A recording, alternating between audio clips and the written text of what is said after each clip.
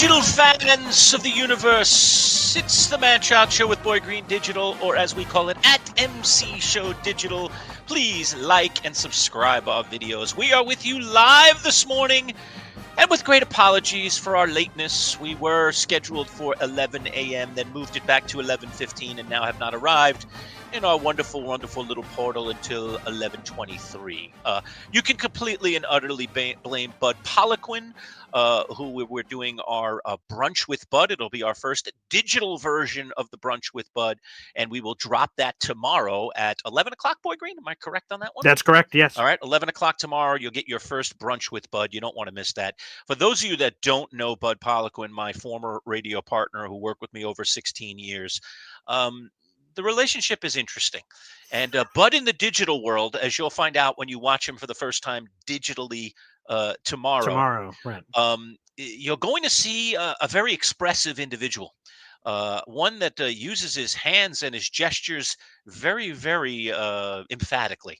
Passionately. I never knew Bud to be that way in the studio, but apparently online he is an entirely different animal, and this could be more interesting than we thought it might be. And also making the statement that he thinks as going forward that he's going to start dictating terms in terms of how long he goes. I mean, we already went way over, and he was saying, "Next time I'm going as long as I want. I'm controlling this." I don't know what he's thinking, but apparently he's in control of his own little Brunch with Bud. So get ready for some longer sessions in terms of Brunch with Bud. I think today's was about a half hour, which is, I think, fairly typical. But we did have to kind of give him the bum's rush. We got him out of there so that we could come to you live. So welcome aboard for all of you that are live at the moment.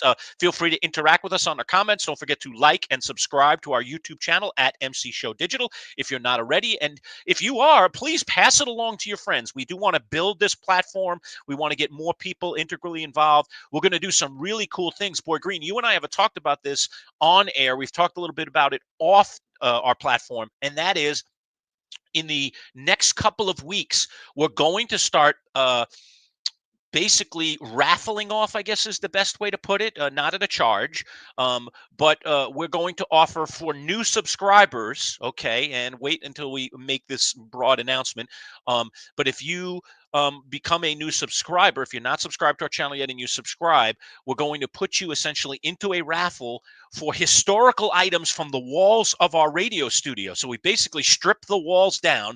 We've got a couple of Jim Boeheim posters. I've got a David Tyree autograph, the catch frame. Super Bowl photo, right? Beautiful Super Bowl photo, the ball on the helmet, for all you Giants nuts.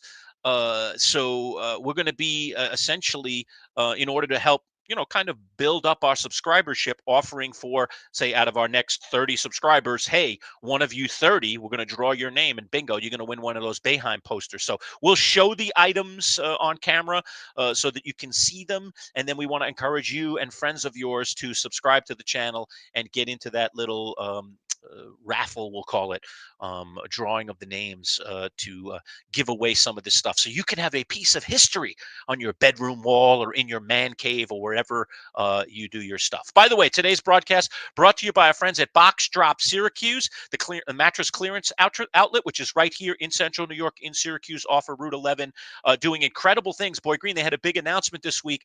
Box Drop Mattress Syracuse has now added sectional furniture to its offering, so they are a furniture and mattress store now. Paul and the folks over there, again, giving you unbelievable money off, 30 to 70% on mattresses, 35 to 75 actually if you're a first responder, if you're military, if you're a teacher. They do some great discounts. So go see our friends at Box Drop. If you live locally here in the Central New York area, we want to support them. They are a proud sponsor. They came over from our radio platform now over here to the digital world, and we want to make sure that we keep sending people their way. Great company. We're going to save a ton of money, and we'll hear from Box Drop a little bit later in the broadcast, as we'll give you some details on them in a very brief 30-second commercial. So that's coming your way a little bit later. But Boy Green, big news today. You played the SU music for a reason, and that reason is Syracuse football has gone out and done something they haven't done in 25 years. They've gotten a 5-star recruit. It's Calvin Russell. He's a wide receiver, and he's from down in South Florida. Boy Green, how excited should Central New York football fans be about Syracuse getting a big recruit like that? By the way, this guy recruited by Michigan, Oregon, Florida, and yet he ends up coming to Syracuse. Wow, unbelievable. How excited should I be? Well, let's let the fans judge. I'll be convinced for the University of Syracuse.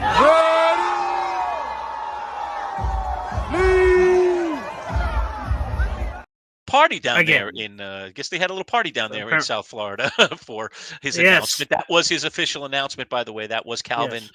Russell amongst all those people there. They had a big party. I understand it came about a half hour later than it was supposed to be, which is so typical for these With feeds, recruitments, dare I say, yes. for these streams. Yeah. One of his former teammates, I should say, is coming to Syracuse this coming year, Great. I think. And so he'll be joining a guy from the high school ranks that he knows very, very well. Perhaps that helped in the recruiting a little bit. But this is Fran Brown being Fran Brown again. Crazy. Yeah, for people who know me on any of the shows that I do, I'm a football guy at heart. I was a Syracuse football season ticket holder with my dad. That was, really special. And we've had all kinds of ups and downs since we moved to the Syracuse-ish area over the last 17 years of getting a chance to be a Syracuse football season ticket holder, hearing about the history long before I ever came here to upstate New York. And to get a 5-star is awesome. That takes us back to the glory days of Dwight Freeney, Marvin Harrison Sr., Marvin Harrison Jr. now dominating, trying to make things happen in the NFL. Donovan McNabb, all these wonderful players from yesteryear was the last golden age of Syracuse football, and not coincidentally, also the last time Syracuse was pumping out 5-star recruits coming here to the Orange. So it's incredibly exciting. It's tantalizing. Once you get one 5-star, you could get other 5-stars. So it's just great to hear of this guy who, I'm going to be honest, I had very open skepticism about Fran Brown coming in here. I'm like, this guy was only a half-time co-defensive coordinator once. He hasn't been his own true coordinator before. He's never been a head coach before. And Syracuse hiring this guy to save the day and solve things. And when Fran Brown was at his introductory press conference, someone asked that same question I had. You've never been a head coach before. You've never been a full-time coordinator by yourself. And Fran Brown responded, because I didn't want to be.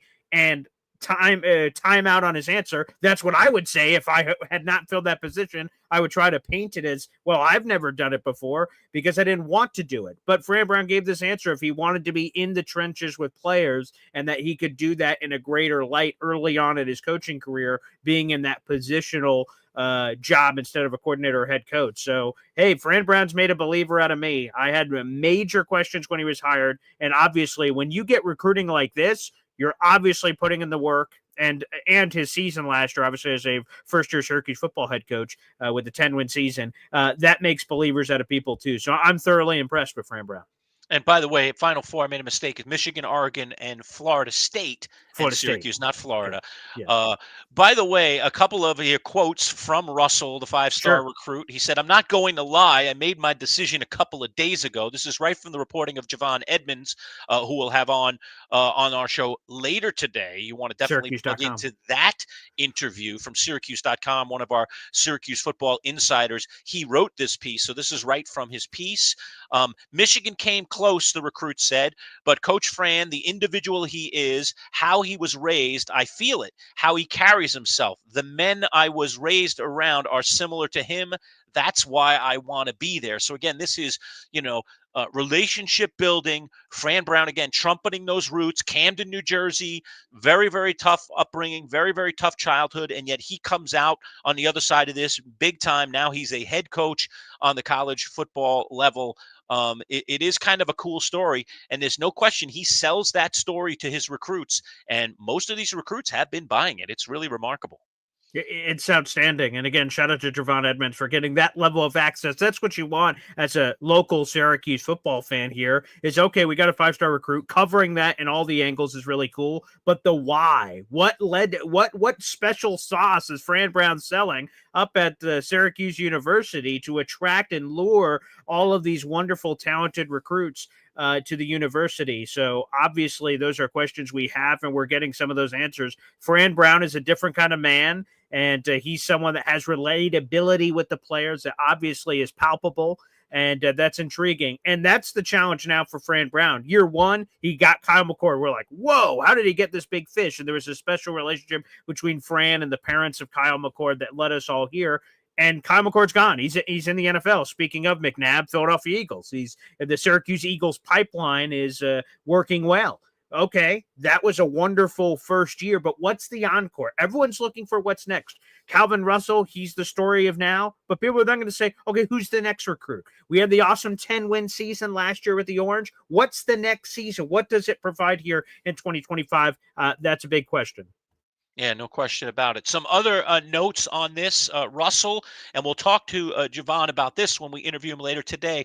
Russell is represented by this company called Network, which is the same marketing agency that represents Fran Brown. This is, by the way, totally legal, all right, in the college world. Yes. I mean, gosh, NIL rules so loosey-goosey. There's so many rules. The transfer portal rules seemingly so loosey-goosey.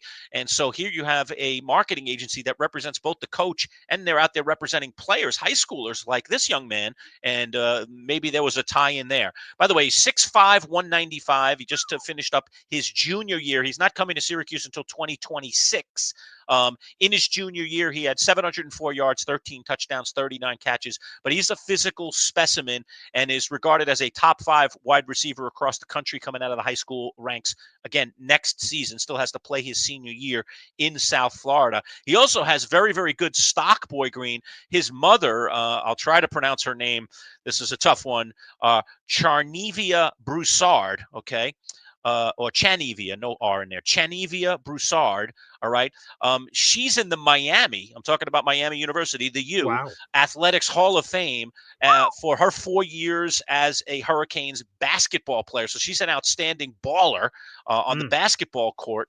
And by the way, Russell intends to play both basketball and football at Syracuse. So we haven't seen this in a while. There's been, this tug of war that the two seasons kind of at points overlap, and this is too difficult to do. Donovan McNabb, you mentioned him earlier, did do it when he was playing football for the Syracuse, national championship. They didn't win the championship. They went to it 95-96. Right. Correct. Yes. McNabb was on that team. Again, had some contributions. He wasn't a starting player. No. Wasn't even really a primary reserve off the bench, but he did get some playing time. He did. But this young man is an outstanding basketball player too. So Fran Brown will have that interesting juggling match, but all signs are that Fran Brown's on board for this, that he's on board, that this young man could play 2 sports at Syracuse. So that's another fascinating little element, dare I say. And he's the first 5-star since Johnny Morant or Cecil Howard. Howard was kind of 5-star on some people's radar. Morant was 5-star pretty much on everyone's radar. That goes all the way back to 2000, and Howard came to Syracuse in 2001. He was the highly recruited two-way quarterback who never really got on the field for Syracuse. So he ended up being, as we say, a bust at Syracuse as a 5-star. Johnny Morant, in his senior year, Morant had a pretty good year, but Morant, considering he was a 5-star out of high school, and boy, was he a physical specimen. I remember watching him on the football field at the Dome. He just never quite lived up to the reputation, had kind of one pretty good season, but that was really it for Johnny Morant. So it was not a historical for him. But certainly if we went way back to even before stars were being given out to recruits, Marvin Harrison certainly would probably qualify, I think, as a nowadays 5-star kind of guy coming out of high school. Donovan McNabb was only a 3-star coming out of Chicago, DeKalb, Illinois. So yeah, Syracuse has had very, very few 5-stars and very, very few prominent 5-stars. When this is all said and done, this young man could be, we'll see when we get to the final, kind of starring of these guys, the final assessment of December. all of the high school schoolers in December, when these, when they're signing their letters of intent. This guy could be the highest rated recruit ever in Syracuse history, just in terms of where he is in the height of recruits, like what number he is nationally and where he is right now. I think he's, by most services, the number 3 receiver in the country. Could he be number 2 or number 1 by the time the season ends? If he has a big senior season, maybe that will be the case. So he could move up those recruiting rankings, and Syracuse could have a very high 5-star recruit. But regardless, Syracuse and 5-star recruits are not usually best friends, Boy Green, yet right now they are. Fran Brown is making some waves in terms of college recruiting, and he's doing it against the big boys. To beat out Michigan for a wide receiver is no easy task. It definitely isn't. Someone else who is making waves is our comment section, for Pete's sake. Lerch, we got Bill the produce guy in here. I see we've got J Boy in here. Jamie the FedEx guy has made the transition digitally. Jamie, welcome Matt aboard. from Auburn is in here. Matthew Bates giving us a comment. Surprising in the world of NIL that an athlete would be allowed to play two sports with the fear of injury. It takes a lot of trust on both sides, from the Fran Brown Syracuse football recruiting and, of course, Coach Autry coming together and being cool on both sides, and realizing obviously that the player, in this case Calvin Russell, how important it was to him to play both, and that if you hesitate at all on your side, Calvin's like, all right, see ya, I'll go to a school that will, which obviously could have been Michigan. So love that as well. And Jamie the FedEx guy saying SU is a football town now, fellas. That'd be great to see as a football guy myself. I would absolutely love to see it. Hey, when they get a national championship this century, which has happened for Syracuse basketball, it's not happened for football. Last championship was 1959. Going back to those days. So appreciate all the comments. I just wanted to add this into what Lerch said. Everyone that's watching us live, we appreciate you guys can also watch us after the fact. That even the OG subscribers to me are going to be eligible as well for a lot of these giveaways we'll be doing. So you will not be punished for subscribing too early. So you guys will all be in the running along with all of our new subscribers as well. So thank you so much. Keep an eye out for that. We'll be talking about it obviously here on the YouTube show as well, but we'll also post it on our social media. And you see it in the bottom right-hand corner of your screen as you're watching at MC Show Digital on Facebook, Twitter, and Instagram. So keep an eye out for that as well for some of those call outs for chances to win some of those awesome prizes. And again, it's free. All you have to do is subscribe, which is free to do. Yeah, we're giving away the walls of our studio, Boy Green. I mean, what am I going to do without it? I don't know what I'm going to do without him. By the way, wearing a little Kansas City Monarchs jersey today. By the way, going old school. You see how it's up on my neck? Remember when George Costanza in Seinfeld, suggested the Yankees go to the cotton uniforms? Yeah, versus polyester. They're so breathable. I'll tell you what, these old school uniforms, this uniform is hot, man. I don't know how these guys wore these things on the field back in the days. This one from the Negro Leagues, the Kansas City Monarchs. Wow, I mean, holy crow, these things are hot. I'm just sitting here in front of a little light in my little studio, and I'm like, whoa, man, I feel like it's about 95 degrees, and I'm gonna have to crank up the AC a little bit just to cool down, dare I say. Yeah. All right, well, again, welcome aboard, everybody. It's great to be with you live. We're going to be doing these live shows at least for the near future, definitively on Mondays and Wednesdays. We may come in and drop some other live shows, especially when there's breaking stuff. We're going to do that from time to time. And we'll also be dropping new content all week long. We've already got a couple of things that we're putting into the hopper, including, as I was mentioning, Javon Edmonds from Syracuse.com. We're going to interview him later today, and we will drop that for you so that you guys can see, can really get the really in-depth analysis here of this Syracuse recruiting story, them getting a 5-star recruit, which is, again, very, very rare for Syracuse football. Go ahead, Boy Green. Yeah, and real quick, for those of us who are watching live, we are streaming live in 3 different places. The Facebook page, the Manchild Lerch Boy Green Digital. YouTube, the Manchild Lerch Boy Green Digital. Our home base headquarters, you guys want to make sure you subscribe to this channel and on my channel as well, at Boy Green 25. But this Javon Edmonds interview will not be available on my YouTube channel. So if you are watching on my YouTube and you're enjoying this, make sure you hop on over as well to the Manchild Show with Boy Green Digital and hit that subscribe button. If you hit the bell notification, which sometimes you occasionally see here in the bottom right-hand corner, make sure you do that. Then you won't miss any interviews. Javon Edmonds will not be live. That one's just going to drop and you guys can watch it. This show is live. We've been highlighting some of the comments. There you go. Rep NY. I see you in here giving the W on YouTube. Thank you very much, Caden, for jumping in here. But wherever you are, make sure that you're consuming that content. And the best place is at MC Show Digital on YouTube. All right, a little more historical here on this 5-star recruit coming to Syracuse. So here's some stats that I got from our friend Mike McAllister at 247 Sports, 24/7 Sports, and Cuse Nation is his site. I highly advise, if you love Syracuse recruiting and want to follow Syracuse football and basketball in particular, to follow Mike's site. He does a phenomenal job as well. Syracuse.com, as we mentioned, Javon Edmonds also do a great job. So these are some places that are hotbeds for those of you that are Syracuse football and basketball fans. So here's some stats right from Mike's piece Okay. that I was reading earlier this morning. Russell is just the third 5-star player to pick Syracuse. He joins wide receiver Johnny Morant from the 2000 recruiting class and quarterback Cecil Howard from the 2001 cycle. Morant was ranked 30th overall in the 2000 recruiting class. He was ranked the 5th best wide receiver and the number 1 player in New Jersey. Howard was slightly better at 23rd overall in 2001. He came in as the 2nd best dual threat quarterback and the 2nd best player in Pennsylvania. But with Russell coming in 21st overall in the 2026 class, it makes him the highest ranked player to pick Syracuse over the last 25 years. So that puts it into perspective here a little bit. It's been a long time, and this is a big deal in a lot of ways. And quite frankly, you know, I told you that I had a year plus ago, I had questions about Fran Brown. I had questions about the actual coaching and the football results. I had questions about the recruiting. That sure, he was there at Georgia, but it's a little easier to recruit for Georgia, who's won multiple national championships, versus a Syracuse that hasn't won one since 1959, and it's different geographically. There's so many questions that you have. So recruiting in Georgia, sure, that's cool, and he won awards. Fran Brown did win awards for his recruiting at the Georgia level, which is awesome. But could he translate that? If he went from Georgia to Syracuse, would the recruiting follow him? Or was it just because he was at Georgia, people wanted to come to Georgia, and Fran Brown just sort of milked that? Obviously, what these results are proving, whether it's transfer portal, Kyle McCord out of Ohio State last year, or it's Calvin Russell, who's fresh out of high school and not for 2025. Again, to reiterate, this is a 2026 5-star recruit that'll be coming in. Those are just questions he's answering, and answering emphatically. And I mentioned it earlier, Lerch, I think there is a domino effect here. Once you get one, other 5-star recruits saying, whoa, what's going on with this Syracuse thing?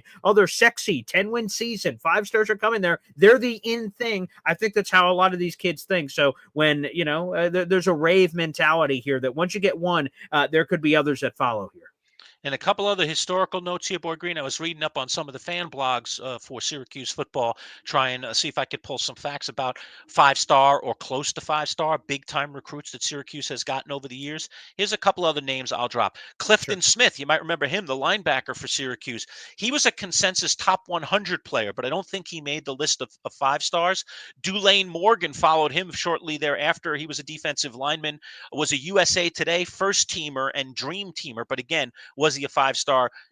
Still a little bit blurry in terms of that. Very hazy. Yeah. Morant would have been up there along with guys like Rob Conrad. Rob Conrad was a very high 4-star, but I don't think maybe he reached 5-star status in maybe 1 or 2 recruiting services. But generally, I think he was regarded as a 4-star, but was a big-time recruit for Syracuse. Remember him, the big fullback? Of course. And those might be the 4 all-time highest. This, again, according to a blog post on the Syracuse fan forum. And then they say Morgan may have been a 5-star in today's rankings, if that's it. Lerch, just real quick, I wanted to Google it and double check. I thought I was pretty sure Rob Conrad was the last Syracuse player to wear 44. Yes. So a little nugget there on old Rob Conrad, baby. And to go back to the really old days, Marvin Harrison, and there were a handful of others that were back in those days before recruiting, services were recruiting top 100 and making these massive lists now and giving them all these stars. Parade All-Americans and Marvin Harrison, and there have been a handful of others across the Syracuse football landscape that have been Parade All-Americans. So take that for what it is. Does that mean they were 5 stars? It just means they were very good, obviously. I think that's where it kind of stands. Lerch, where do you count these? Because I used to, of course, as you know, I used to cover Syracuse sports, specifically their football and basketball programs pre-COVID for InsideTheLighthouse.com. Shout out to Neil Adler out there in our universe. We'll be checking. And we'll have Neil on for sure. Soon. Yep. But some of the stories we used to write, is Syracuse landed a couple of 5-star, and I put it in quotes, punters, which I don't know if that counts kickers. The same. So there's correct. been a 5-star punter or I two did not technically over the last 10 or 15 years, but do those count in the same way? People dispute that. You want to know the funny thing, and this is the thing. I mean, again, the bigs are the bigs, the Ohio States and the Michigans, and it goes well beyond those 2. I'm just mentioning 2. Sure. The list could be much larger than that. These blue blood recruiting football schools, they, again, may at times be more selectors. like Duke is in Right. basketball, rather than recruiters. I think that that's probably somewhat true. That's Um, true. Yeah. but Syracuse, I always thought that Syracuse should be able to get great kickers and punters, great receivers, and I'm surprised we haven't had more great quarterbacks. And the The reason I throw dome. those particular positions right is because of the indoor situation. As a quarterback, guaranteed you will have zero wind for half of the games you play as a Syracuse player. And then if you go to a few other domes, it'll be even more than half. So it might be 60% of the games you play. You're playing in perfect conditions. Okay. Now the dome is air conditioning. You don't even have to worry about the heat anymore because it used to get hot on those, early fall days. If you got an 80-degree day outside, Oh the dome would gosh. start cooking with all those people. Believe it or not, the Carrier Dome, named after Carrier Air Conditioning Corporation, okay, was not air conditioned. One of the Yeah. great anomalies in Syracuse history. It's like cuckoo, cuckoo, but that's what it was. So, but now the dome is fully air conditioned and has been refurbished in recent years as well. Has individual seats now for everybody as well. So, much nicer fan experience Color these days. paint. They put Uh, paint on the walls at the instead of it being that Yes, they did. concrete block. Thank So God. the now known JMA Dome, no longer the Carrier Yes. Dome, is a much more comfortable place, Yes. from pillar to post to watch a football or a basketball game. No question about it. Not that it was ever uncomfortable, but there were days where it was a little, Yeah. gosh, man, Yeah. it's Weather-wise, a it's little hot better in now. here. Aesthetically, it looks better. Yeah, Yeah. they've made some significant Does. improvements. The Yes. lighting is better. Obviously, they've Yes. replaced the roof, and the roof they have now lets in a little bit more Roller light too. coastery. And you got the crazy roller coaster on the roof. If you drive by the dome these days, you'd be like, I don't remember that in the old days. Well, yeah, it used to just look like a pillow on top of the roof, and now it's got like a roller coaster up there, and it's all lit and it lights up different colors at night. It's kind of crazy. So for those of you that drive up, Route 81 past Syracuse, even if you don't live here, you'll notice the dome. It's right there on your right. You can't miss it. It's right off the highway, especially if you come in at night. But anyway, I always thought that Syracuse would excel in those places, and they've had legendary players, Olindo Mare and what's the old time kicker for the Minnesota? Just Anderson. Oh yes, yeah, Gary Anderson. Gary Anderson, thank you. I mean, they've had some legendary kickers. They've had some legendary punters, including a guy that's in the NFL right now. Oh, what's the kid who was kicking for Andre Schmidt. Denver? No. The kid Oh, who's Riley Dixon. Riley Dixon, correct, who was kicking for the Giants for a little while. I think he's still with Denver, right? I think he's still with the Broncos, or Yes, I is he think he's. somewhere I else think now? he's back in Denver now. All right, take a peek, make sure. But Riley Yeah. Dixon is still playing in the NFL. So we've had some good punters and some good kickers, but again, we haven't had that long line. And the same thing for quarterbacks. While we've had some great quarterbacks along the way, including that era of McNabb and even pre-McNabb, where we had Marvin Graves and other great Tampa Bay quarterbacks. Buccaneers now. He's Tampa now. on See, the I Bucks. thought I had heard that he had bounced somewhere. So Riley Dixon is with the Bucks now. Thanks for checking that. So Yeah. but we've had some of it, and we've obviously had good receivers. Yeah, there's the dome and the roller coaster. Oh my Thanks for throwing that goodness. up, Boy Green. Fantastic. I mean, look at that picture. So yeah, now it looks like a roller coaster on top of that building. Yeah. The base and the foundation remain the same, but that's a little look at the new JMA Dome, as it's called. But yeah, I'm surprised. I'm surprised that Marvin Harrison didn't lead to more great receivers, that Donovan McNabb didn't lead to more great quarterbacks. So Syracuse, by the way, was in the running for Michael Vick post McNabb and ended up, I think, Yes. being second place essentially. He ends up going obviously to Virginia Tech, one of Syracuse's rivals back then. So yeah, interesting stuff over the years. But Syracuse landing 5 stars, very, very rare air. So definitely it's a golf clap moment, or maybe even louder than that, for Fran Brown and company. Brown knocked it out of the park, getting Kyle McCord and a whole bunch of yeah, and there's the old dome, by the way. It didn't just look like a big pillow, right? It looked like a big pillow there Marshmallow on the top, puff. a little marshmallow puff, the Stay Puft Marshmallow Man, kind of laying across the top of the Night dome. and day. Night and day. Now it looks like this. So that's the difference of the two.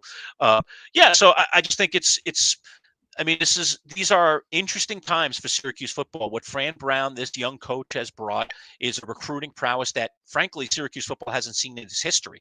And he did it in year one, primarily in the transfer portal, because he just simply didn't have enough time to get into regular recruiting. And I said, if he can do this in the portal, Boy Green, imagine what he's going to be able to do when he starts talking to high schoolers. And now we're seeing the fruits of those labor. Not only has he flipped this not only he's gotten this 5-star, but according to some of the insiders around here that cover this stuff day in and day out, he's close to flipping some other very highly touted recruits who already had committed someplace, and he's looking to flip them, and he may get them. So we'll see. There may be a few more dominoes to fall in the next 2 weeks or so in terms of Syracuse and its recruiting prowess. And again, this is all for year 2026. So this is really future stuff, but it's still very, very exciting stuff for the Syracuse football fan who clearly has found a guy. We'll see what kind of coach he can be on the field. He did lead him to a 10-3 season last year, but this coming year, harder schedule, everything's against Syracuse this year. New quarterback, McCord gone in a year, obviously couldn't get that extra year of eligibility now,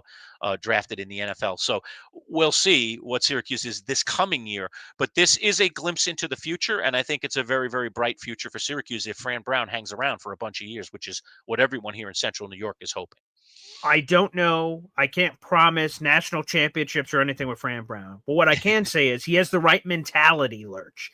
I knew it was over. The coach before Fran Brown was Dino Babers, and he came in, told us to close our eyes in the room and to visualize his image of what it was going to be. But when I knew Dino Babers was done, before he was fired, was during a press conference. Dino Babers turned to us in the media, and when we asked him about the transfer portal and all NIL in this new world, he just gave an answer of like he didn't care and that like the system's broken. He said things of that nature, and said like, throw your hands up. People are just buying our players. And saying, like, it is what it is. A sense of complacency had hit Dino Babers. Like, hey, man, we're just going to lose players. I've just sort of accepted that is what he said. I'm paraphrasing of what he guided. And everyone in the room went, well, that's done. Yeah. And he exited stage left. Fran Brown entered. Fran Brown has embraced the transfer portal. He has embraced the recruiting game. Some people don't like recruiting and what is required and the etiquette of this or that. You either have to get on the train or get left at the station. Correct. And Dino Babers was left at the station, and Fran Brown, he's the conductor. Toot, toot, all aboard the freight train. Thankfully, we don't have that train bell anymore at the Syracuse games. Now we just have a bell ringing, but, all aboard this train, that's what it is. Fran Brown has the right mentality for college football in 2025 in this NIL era, and Syracuse didn't have a shot at that with Dino Babers. Yeah, and what's happening here that is, I think, incredibly unique with Syracuse football is that Syracuse, even when it was at the height of its recruiting, the Dick McPherson days, Sure.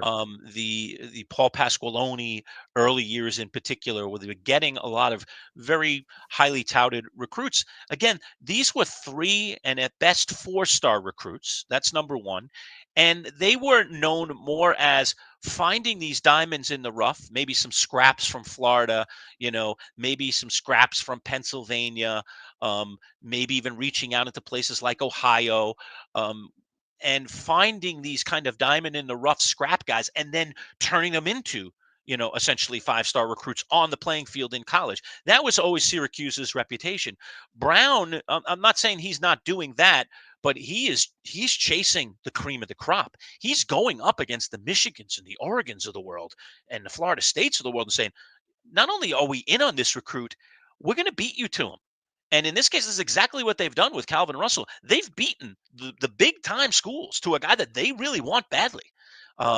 So he's doing things that I've never seen any other coach at Syracuse, at least since I've been covering the team, and that goes back a long way, be able to do. This is really, really significant stuff. Now, whether it turns into a great a team on the field, we'll see, because recruits are recruits. We all know. I mean, the guy's a 5-star doesn't mean he immediately is a superstar in college, but the chances are better. That's why the Alabamas of the world, use them as a great example, who under Saban were getting 5-star after 5-star after 5-star. Okay, you miss on 3 or 4, no big deal when you got 15, or 10. Syracuse is like scratching at the chance to get 1. So if your 1 fails, then it's kind of epic in a lot of ways, and it looks like a number 1 draft pick, essentially in the NFL, going belly up. That's what it is to the Syracuse world. To get a 5-star is like getting the number 1 draft pick and picking, the quarterback of your dreams or the defensive player of your dreams, and then that guy doesn't pan out. That's the kind of bust level that Syracuse can happen to a Syracuse when you're only going for 1 or 2, which is what their history says. But when you're like in Alabama and you get 10 of them, 11 of them every single year, okay, a couple guys go belly up. Who cares? You still got 8 5-stars that actually are 5-stars and turn into 5-star college players. Guess what? You're going to be contending for national championships. So Syracuse is still a long way away from that. But what Fran Brown is doing and the way he's reaching into these pockets, it's bold, it's daring, and it's starting to work, which is I I can't even fathom how Syracuse, with their level of NIL, with their level of alum, okay, and the deep pockets that those alum have compared to a Michigan, an Ohio State, a Florida State. I mean, it's like one, they're up here and Syracuse is way down here. All Sizable. right. Yeah. It's sizable. So to be able to do that with that sizable gap, that just says a lot about the things he's saying, how he connects with young kids and transfers. Uh, he's doing things in terms of relationship building that we've never seen here in Syracuse. It has to be, no matter how this all turns out, that has to be part of the history. That has to be part of the story of Fran Brown, head coach of Syracuse. And my greatest worry as someone who roots for the Orange and went to Syracuse University, Boy Green, is that how long before someone else like an Ohio State or a school of that magnitude that has the mega resources and the incredibly deep NIL budget and the really, really deep pockets from the alum, all right, how long is it before one of them offers this guy just too much to say, I know they gave you a chance, but let's go from the job that gave you a chance to a job where you can win national championships every single year? Because I think regardless of how well Fran Brown recruits here at Syracuse, competing for national championships every year, to me, it just seems too far off. Maybe he's going to end up proving me wrong, but I can't imagine it here like you can see it day in and day out at places like Alabama, just to use them or Ohio State, like use them as an example. Yeah, again, what I'm about to say is also going to sound crazy. I agree. Competing for national championships, plural, with an S on a year-to-year basis seems far-fetched. Hell, even competing for one in a random circumstance seems far-fetched since it's only happened in 1959 in terms of a victory of For putting Syracuse. that on the bingo card. Right. But the right things, I remember doing it when this show was still Bud and the Manchild on the radio. You and Bud were sitting in the room, and one of my water cooler topics that I brought up was, I'll give you guys 30 years. Does Syracuse football win an ACC championship in the next 30 years? I'm giving you 3 decades. Is there a year where the right teams are down and Syracuse is up and they could do it? And you guys both put the hand to the chin and went, and you were sort of debate, and that's just talking about the conference. That doesn't mean anything with the national championship and the college football playoff now, how it exists in its current era that it exists. But could Fran Brown cook up the right team at the right time, especially as the college football playoff continues? All the rumors are of the expansion that are set to hit even bigger than what it currently is. Maybe. And the fact that we're even considering it shows you what Fran Brown and the impact he sort of had here. Yeah. Let me remind people again, our broadcast today is brought to you by our friends at Box Drop Syracuse. 30 to 70% off clearance mattresses, and they're also now selling furniture at Box Drop. Very, very cool right here in Central New York. Go see our friends at Box Drop. You see right above me right there, their website, and you can get directly in touch with the owner that way. It's like mattress and furniture by appointment. Very, very cool little business that we've been partners with now for over a year. So I want to thank our friends Paul and the folks over at Box Drop Syracuse. Why don't we ask the question of those that are live with us right now, Boy Green? You can pop your answer into the comments section if you like. And don't forget, by the way, to like our video by hitting a little thumbs up. And if you aren't already subscribed, subscribe to @MC Show Digital on our YouTube channel in particular. You can also hit us up on Facebook, Instagram, and X. We're in all those places as well. But YouTube is going to be our primary portal. That's where all of our videos and our live content will be coming out of. So that's the best place to be if you want to just be in one place and kind of streamline your content. That's the best place to be, but you certainly can join up on all of our social media portals. Again, it's @MC Show Digital on all of them, right, Boy Green? Everything's @MC Show Digital, right? It is, yeah. I've converted everything over, so everything is @MC Show Digital. When, for instance, I just tweeted out from our Twitter account, hey, we're live, come on over. So you know, in those places you can find pathways to get you back to the YouTube, but YouTube is where everything obviously will be. Yeah, so let me ask people, and you can again put your answer in the comments, and we can pop them up on the screen if some people want to jump in on this. Do you believe that Syracuse with Fran Brown will inevitably compete? I'm not going to say for championships, for a national championship, could play in that college football playoff, which has now been expanded to. Where is it at right now? It's going to 16, right? It's But at 12 right we're now. at 12 right now, And and we just had the first inaugural 12. right. The rumors are we're closing in on 16. All right. We aren't Correct. there yet, but we're closing in on 16. So we're at 12 right now. Can Syracuse, number one, be in that playoff? And number two, could they actually compete for a national championship under this head coach with all of the noise, dare I say, that he's making as its head coach and as a recruiter? So feel free to throw that up, and we'll throw it up onto the screen for those of you that want to comment on that. Go ahead, Boy Green. Hey, yeah, Lerch, real quick, why don't you grab a glass of water here? You've been talking about so much box drop. It's getting me, All tired. right. I want to lay on one of these things. Let's see what these things look like. We'll be right back, everybody, after this. Considering that we sleep nearly 1/3 of our lives, buying the right mattress is essential. At Box Drop Syracuse Mattress Outlet, you'll get a unique experience. One that saves you 30 to 70% off retail prices on top-of-the-line mattresses, and one that finds the exact mattress for you, both in comfort and in price. At Box Drop, you'll schedule a mattress fitting appointment and get one-on-one service directly with Paul, the owner. No middleman. Family-owned, huge savings, no-pressure sales designed to save you time and money. Dropbox Syracuse Mattress Outlet. Set up your appointment today at boxdropsyracuse.com. All right, so there's our friends at Box Drop. And again, if you're in the central New York area, please go see those folks. Bill, the produce guy, bumping in with this one, Boy Green. He says, if it wasn't for Pat Dye in 1987, Syracuse could have had 2 national championships. But still, we got to go all the way back to then. For those of you that don't know Syracuse history, Syracuse was undefeated that season and played Pat Dye's team in the Sugar Bowl. Auburn, and right? Yeah. Auburn, and he went for the tie. Kicked a field goal at the end of the game to tie the game instead of trying to win the game. And so Syracuse, rather than be unblemished, ended up with a undefeated record that included a tie. If you so no national championship, and that cost them the national championship. So if Dye had gone for it and Syracuse had won that game, Syracuse stops them, then Syracuse might very well been national champion that year. Obviously, they weren't as a result. So do you think Syracuse under Fran Brown can compete for national championships? We'll throw that out as our question of the day. I do want to shift and pivot and talk about a few other things today, Boy Green. One of them is the world of baseball. We just are coming off this weekend, the Subway Series, the Yankees and the Mets. We have lots of Yankee fans here in Central New York. We have lots of Met fans now that we have the AAA affiliate of the Mets here, the Syracuse Mets. By the way, we're going to drop an interview later this week from Michael Tricarico, the play-by-play announcer of the Syracuse Mets, on the pipeline. All right, who are the players? There's several guys that were playing for the New York Mets that right now, not rehabbing, are trying to refine themselves in the minor leagues. Francisco Alvarez is one of those players right now, the catcher. He's trying to refine his game, and there are several others right now. Luis Angel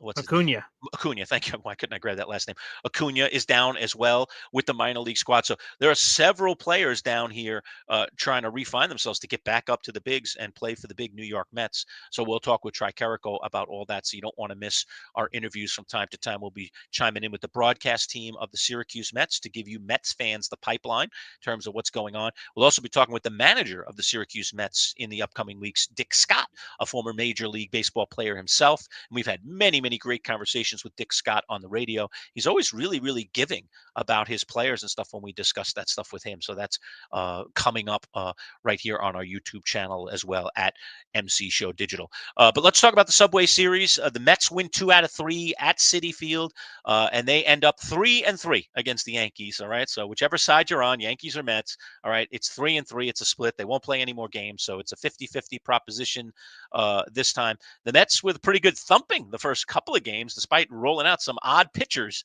But the Yankees got revenge in the final game of the series so that they didn't get swept. And so that, again, they made it a wash. Earlier in the year, the Mets had lost 2 out of 3 to the Yankees at Yankee Stadium. So it ends up 3-3. Any residuals for you, Boy Green, out of the Subway Series? These are 2 teams that are no longer in first place in their divisions, by the way. Both of them in second place and trying to scrap their way back into first place and hopefully inevitably into the baseball playoffs, with still almost half the season to go here.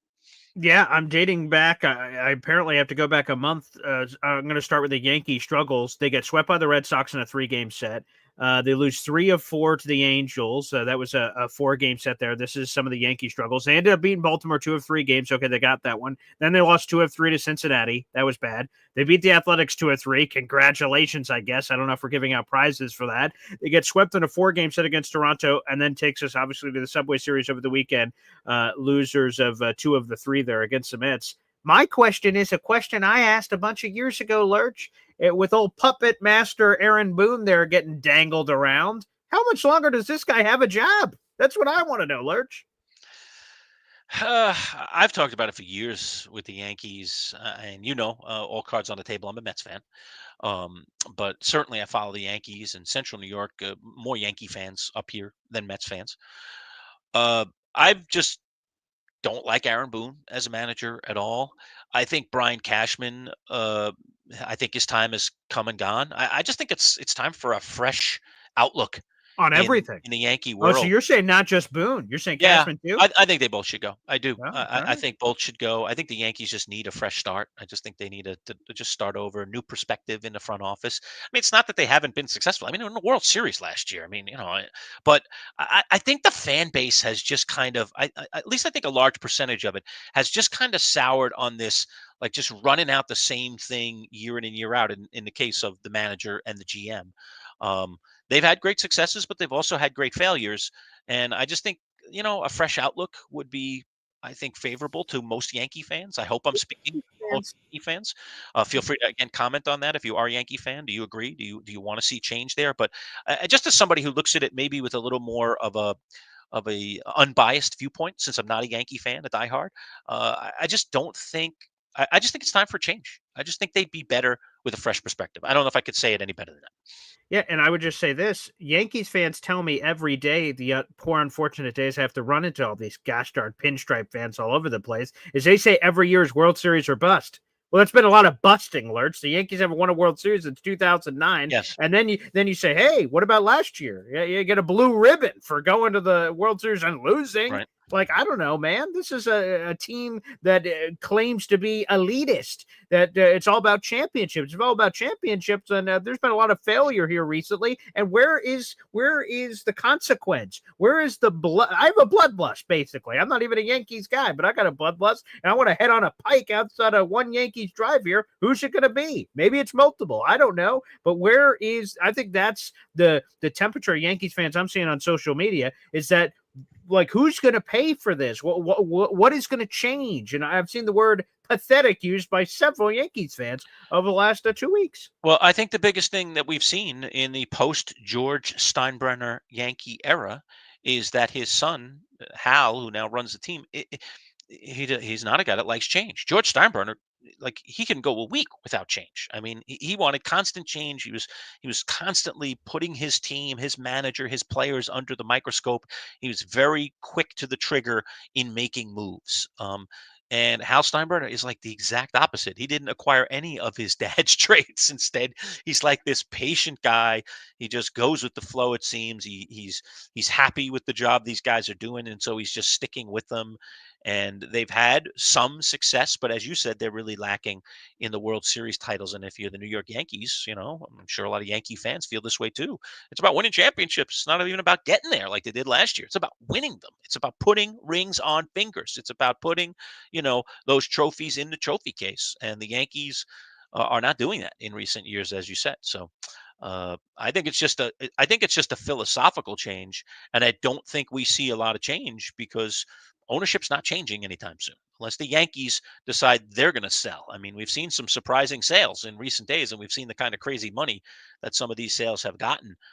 To see the Dallas Mavericks moved in the NBA like they were, Mark Cuban, who's obviously crazy rich, a multi-billionaire, saying, I can make some money here. I'm going to sell off, my majority share. By the way, he thought he was going to have more control of the Mavericks when that happened, and they basically have said, bye-bye.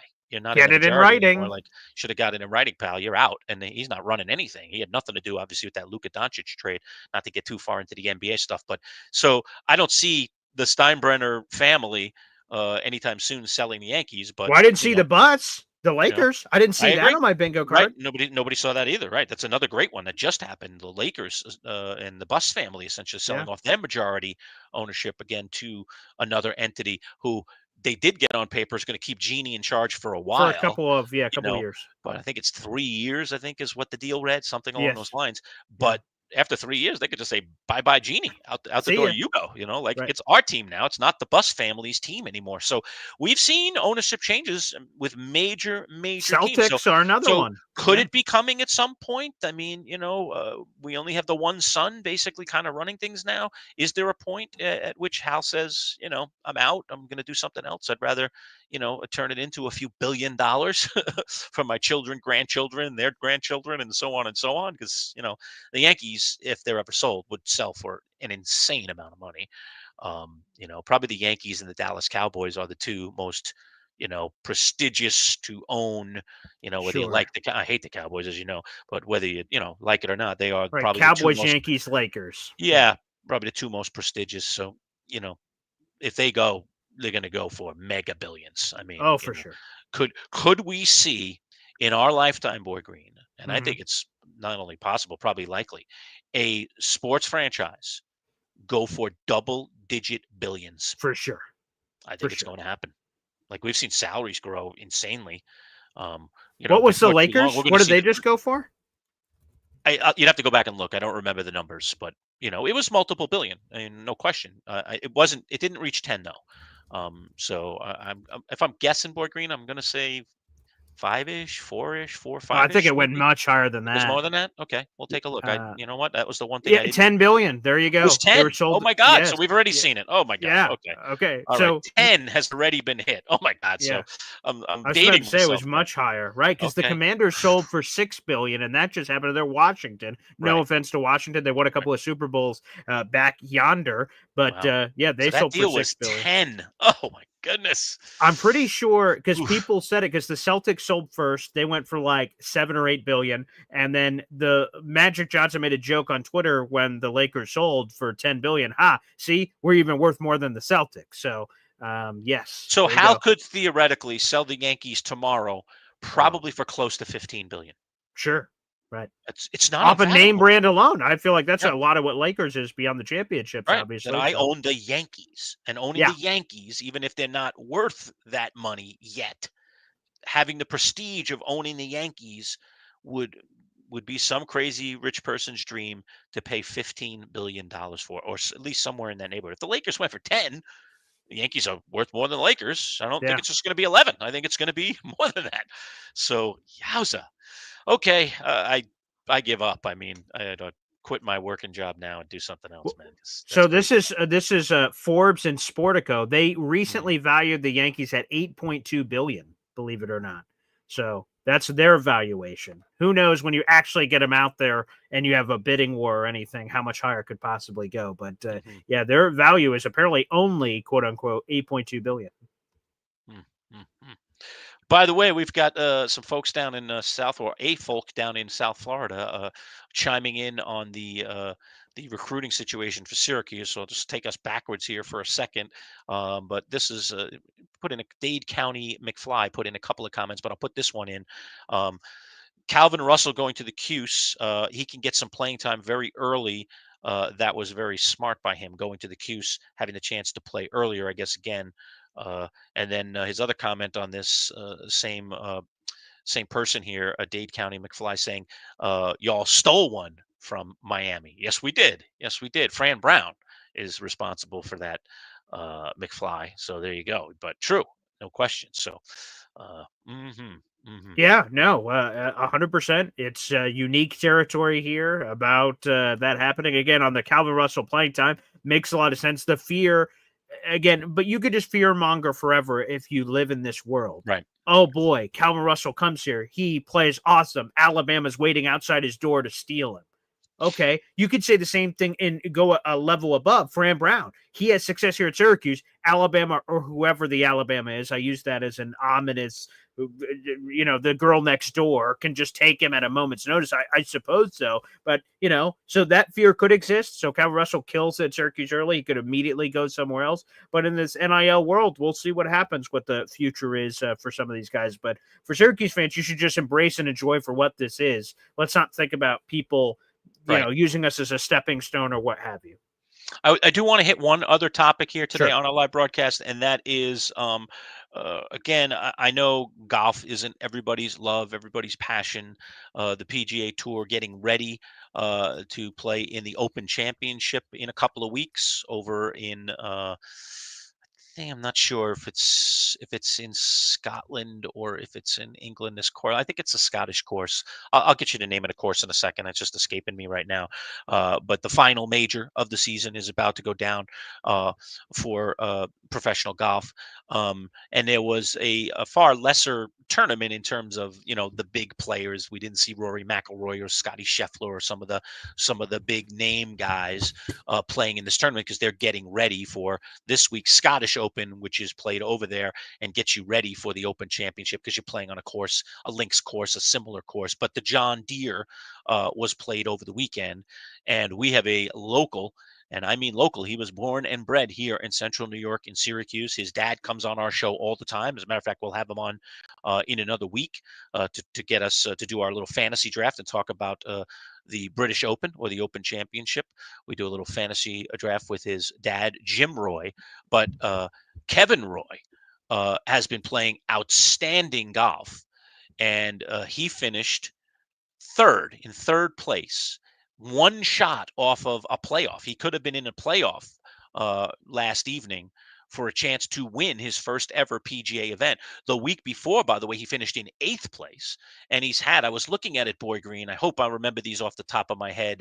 I can go back and look them up just to be sure that I'm right. But he's had 7 top 20 finishes this year alone, and 3 or 4 top 10 finishes. It's on the this screen year right here, Lerch. alone. 3 top 10. Oh, there we go. 3. Oh, thank you, Boy Green. I Yeah. can't even see you put the graphic up there, right? 3 top 10s, and he's had 7 top 20 finishes on the PGA Tour this year, including his best finish ever, which was just yesterday, 3rd in the John Deere. He took home nearly $500,000. I think his career earnings are now between $1.5 and $2 million.